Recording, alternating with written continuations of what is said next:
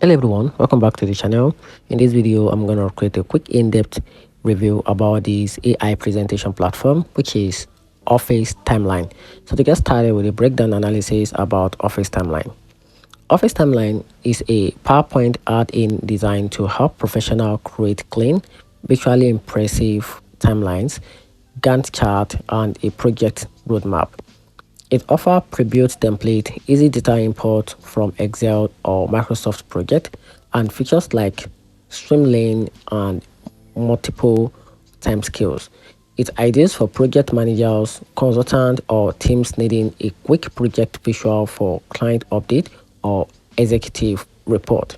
However, the free version is very limited, and the key features like Excel synchronization or template saving requires a paid plan.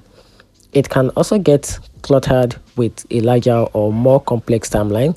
And here's a very conclusion about this platform.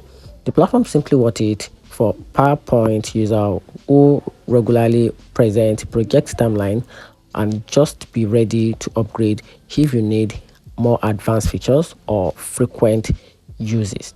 And that's it. Find the video helpful. If you did, turn on the notification button and subscribe for more. Thanks.